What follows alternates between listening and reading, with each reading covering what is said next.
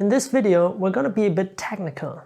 I'm going to talk about how to divide your income, how to save in different categories. And the reason behind it is not really the saving itself, but it is saving and by that changing your mindset. So I'm going to give you an example of how I do it. You might choose to do it in the same way. You might choose to do it a bit differently or very differently. But I'm going to point out the main important points so that you can build your own division of income.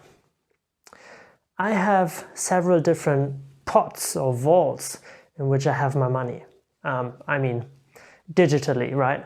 So I get my payments and I divide them into travel and sports, generosity, guilt-free spending, taxes, annual income, personal development, and cash flow. I will go through all of these very briefly. Travel and sports is money that I can spend on anything travel and sports related. When I go for a trip, when I need to repair my bike, when I need new clothes, when I want to buy something that has to do anything with sports and traveling, that's going to come from this account, from this pot or vault. And if I don't have enough money in there, then I'm not going to buy it. The next one is generosity. This is really important.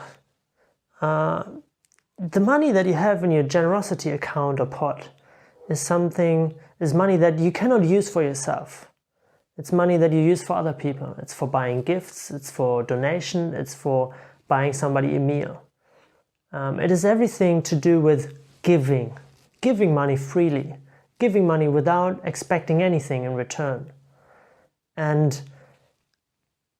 this is important because it produces the feeling of I can give money to people who don't have it, or I can give money to people who might just want to give money just because.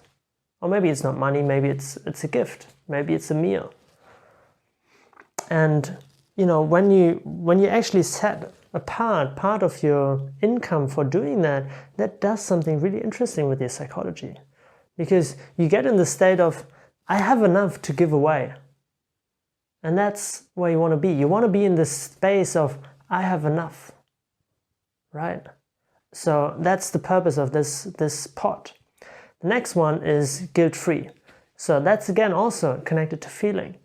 Everything that is in that pot I can spend on whatever I want.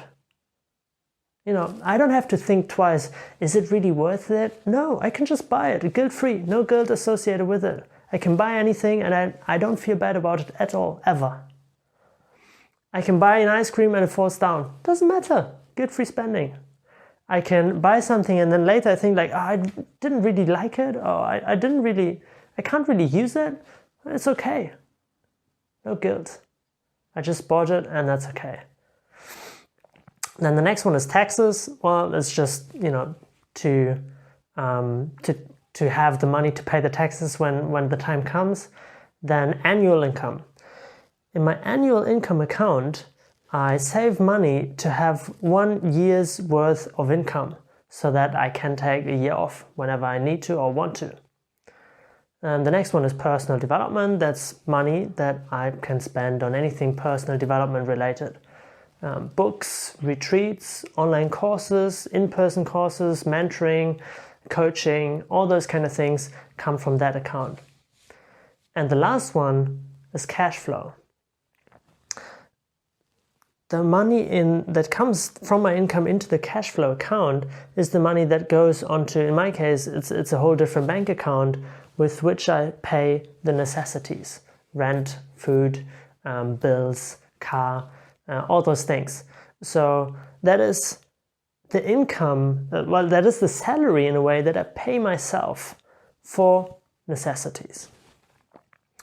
Now, again, I took these out of this book, and there are a lot of other people also talking about dividing your income in that way.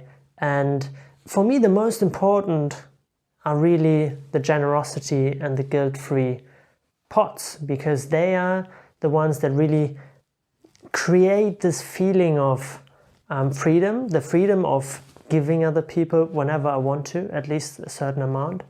And I can spend this money, this guilt-free money, on anything I like without having to have a second thought on it.